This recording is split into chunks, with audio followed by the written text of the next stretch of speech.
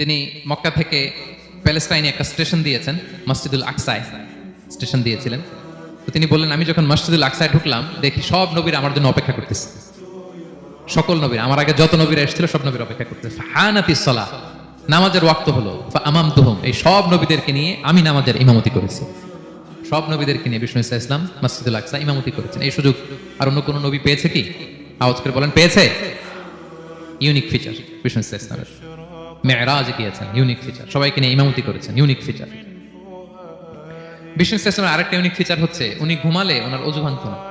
অজু অবস্থায় ঘুমাইলে আবার যদি নামাজ পড়তে চাই পড়া যাবে? কি করতে হবে? অজু করতে হবে। কিন্তু বিষ্ণু ইসা ইসলাম ঘুমালে অজু ভাঙত না।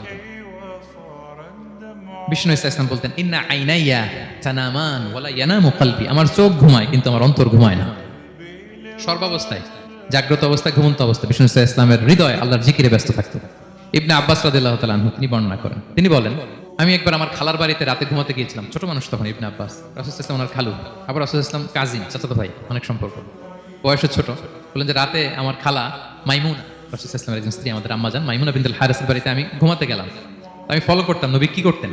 তো দেখলাম মাঝরাতে তিনি উঠলেন, উঠে তাহাজ্জুদের নামাজ পড়লেন। কি বললেন? তাহাজ্জুদ পড়লেন। পরে বিষ্ণু ইসা ইসলাম একটু ঘুমালেন।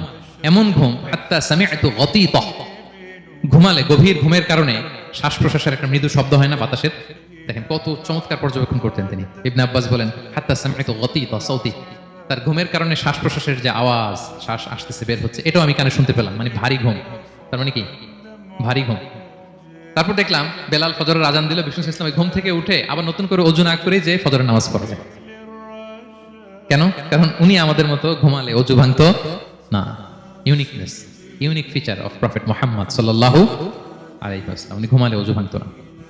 বিষ্ণু ইসলামের আরেকটা ইউনিক ফিচার হচ্ছে, তিনি যখন নামাজে দাঁড়াতেন তিনি সামনে যেমনি দেখতে পেতেন পিছনেও তেমনি দেখতে পেতেন।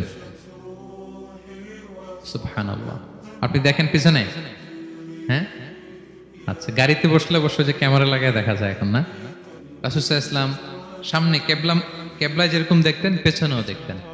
তো তিনি সাহাবাদেরকে প্রায় বলতেন, এই কাতার সোজা করো, কারণ ইন্নী লা আরাকুম ওয়ারাআ যাহরি, আমি সামনে যেমনে দেখি পেছনেও কিন্তু দেখি। তিনি পিছনেও দেখতেন। আরেক বর্ণনা এসেছে, ইন্নী ইমামুকুম, খবরদার আমি তোমাদের ইমাম, ফালা তাসবিকুনি বিররুকুই ওয়ালা বিসসুজুদ, আমার আগে কেউ রুকু সেজদা করো না। ইমামের আগে রুকু করলে নামাজ হবে? ইমাম সেজদায় যায়নি, আপনি আগে চলে গেছেন, তা আপনি ইমাম হয়ে গেছেন, হবে? নামাজ হবে? রাসূল সাল্লাল্লাহু আলাইহি ওয়াসাল্লাম বলেন, খবরদার আমার আগে রুকু সেজদা করো না, খবরদার করো না, আমি কিন্তু দেখি। ফা ইন্নী আরাকুম মিন আমামি ওয়া মিন খালফি, সামনে যেমনে দেখি পেছনেও দেখি।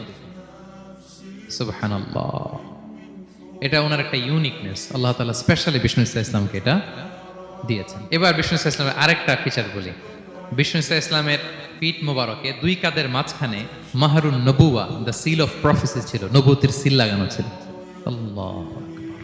এটাকে বলে মাহরুন নবুয়া, দ্য সিল অফ প্রফেসি, তিনি যে নবী এটার সিল ছিল।